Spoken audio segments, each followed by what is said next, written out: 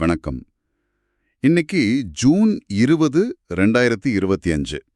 இந்திய பங்கு சந்தையில இன்னைக்கு நடந்த முக்கியமான விஷயங்களை முதலீட்டாளரா நீங்க எப்படி பார்க்கணும்னு கொஞ்சம் விரிவாக பேசலாம். முதல்ல மார்க்கெட் எப்படி இருந்துச்சுன்னு பார்க்கலாம். ஒரு 3 நாள் சரிவுக்கு அப்புறம் இன்னைக்கு நல்லாவே ஏறி இருக்கு. ஆமா.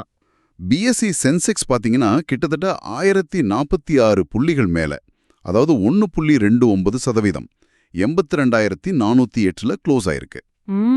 அதே மாதிரி என்எஸ்சி நிஃப்டி 50யும் சுமார் 320 பாயிண்ட்ஸ், அதுவும் 1.29% உயர்ந்து 25,112ல முடிஞ்சிருக்கு. இது ஒரு நல்ல பரவலான ஏற்ற மாதிரி தெரியுது. ஆமா, இதுக்கு சில காரணங்கள் இருக்கு. முக்கியமா பாத்தீங்கன்னா உலக அளவுல கச்சா எண்ணெய் விலை கொஞ்சம் குறைஞ்சது ஒரு காரணம். ஓ சரி. அதோட சில நாளா வித்துக்கிட்டு இருந்த எஃப்ஐஐஸ், அதாவது அந்நிய நிறுவன முதலீட்டாளர்கள் இன்னைக்கு வாங்க ஆரம்பிச்சிருக்காங்க. ஆமா, அது ஒரு நல்ல அறிகுறி. ஆசிய சந்தைகளும் கொஞ்சம் பாசிட்டிவா இருந்தது, இதுக்கு சப்போர்ட் பண்ணுச்சு. சோ நீங்க கவனிக்க வேண்டியது, மார்க்கெட்ல ஒரு பாசிட்டிவ் சென்டிமெண்ட் திரும்புது, இந்த ஏற்றம் பிராட் பேஸ்டா இருக்குங்கிறது தான். சரி, துறைகள் வாரியா பார்க்கும்போது இன்னைக்கு மெட்டல் செக்டர் நல்லா பண்ணியிருக்குதே. நிஃப்டி மெட்டல் இண்டெக்ஸ் 1% மேல போயிருக்கு. ஆமா, அதுக்கு காரணம் குளோபல் மார்க்கெட்ல, குறிப்பா லண்டன் மெட்டல் எக்ஸ்சேஞ்ச் LMEன்னு சொல்வோம்ல, அங்க அடிப்படை உலோகங்களோட விலை கொஞ்சம் மீண்டு வந்திருக்கு. அதோட சீனா சில பொருளாதார ஊக்குவிப்பு நடவடிக்கைகளை அறிவிச்சிருக்காங்க. ஓ அப்படியா? ஆமா, அதனால மெட்டல்ஸ்கான தேவை அதிகமாகணும் ஒரு எதிர்பார்ப்பு உருவாகியிருக்கு. அப்புறம் உள்நாட்டு மெட்டல் ஸ்டாக்ஸ் வச்சிருக்கிற நீங்க குளோபல் நியூஸ், குறிப்பா சீனா போன்ற நாடுகளோட பாலிசி முடிவுகளையும் கவனிக்கணும்னு இதை தெளிவா காட்டுது. கண்டிப்பா.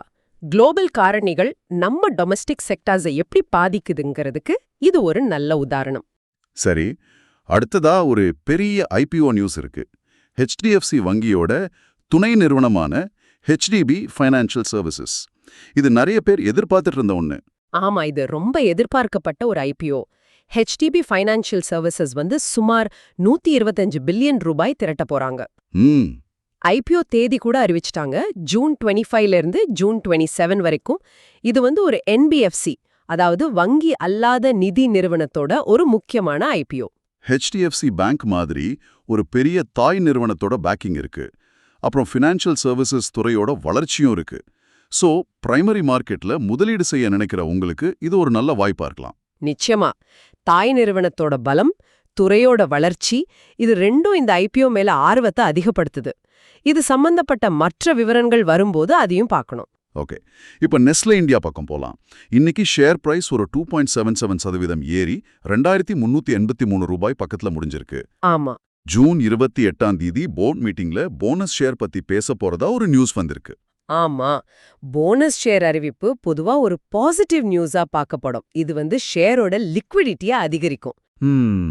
அதோட கம்பெனி அவங்களோட நிதிநிலை நல்லா இருக்கு, எதிர்கால வளர்ச்சி மேல நம்பிக்கை இருக்குன்னு இது காட்டுறதா முதலீட்டாளர்கள் எடுத்துப்பாங்க. சோ நீங்க ஷேர் ஹோல்டரா இருந்தா இது ஒரு நல்ல செய்தி.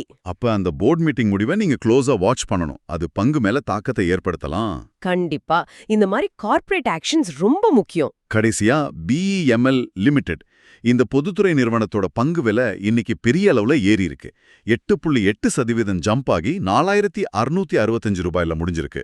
என்ன காரணம் இதுக்கு? இதுக்கு முக்கிய காரணம் என்னன்னா, நாடு முழுக்க மெட்ரோ ரயில், புறநகர் ரயில் திட்டங்கள் எல்லாம் வேகமா விரிவடையுது இல்லையா? ஆமா. அதுல BEMLக்கு பெரிய அளவுல புது ஆர்டர்கள் கிடைக்கும்னு ஒரு பலமான எதிர்பார்ப்பு இருக்கு. கவர்மெண்ட் இன்ஃப்ராஸ்ட்ரக்சருக்கு முக்கியத்துவம் கொடுக்கிறது BEML மாதிரி PSUக்களுக்கு நேரடி வாய்ப்புகளை உருவாக்குது. அப்ப அரசாங்கத்தோட திட்டங்கள் எந்தெந்த துறை நிறுவனங்களுக்கு சாதகமா இருக்குன்னு நீங்க பார்த்துட்டே இருக்கணும்னு இது காட்டுது. மிகச்சரி.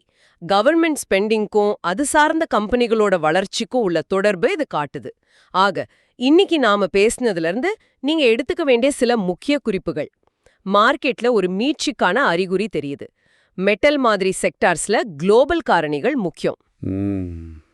HDB ஃபினான்ஷியல் மாதிரி பெரிய IPOகள் வரப்போகுது. நெஸ்லே மாதிரி கம்பெனிகளோட போனஸ் ஷேர் போன்ற கார்ப்பரேட் ஆக்ஷன்ஸை கவனிக்கணும். அப்புறம் BEML மாதிரி இன்ஃப்ராஸ்ட்ரக்சர் பங்குகள்ல அரசு கவனம் செலுத்துறதால வாய்ப்புகள் இருக்கு. ஆமா, இந்த தகவல்கள் உங்க முதலீட்டு முடிவுகளுக்கு உதவுன்னு நம்புறோம். இன்றைய நிலவரங்களை பார்க்கும்போது இந்த ஏற்றம் தொடருமா இல்லை இது தற்காலிகமானதாங்கிறத நீங்க தொடர்ந்து கவனிக்கணும். இந்திய பங்கு சந்தை அப்டேட்டுகளுக்காக சப்ஸ்கிரைப் பண்ணி பெல் ஐகானையும் கிளிக் பண்ணுங்க.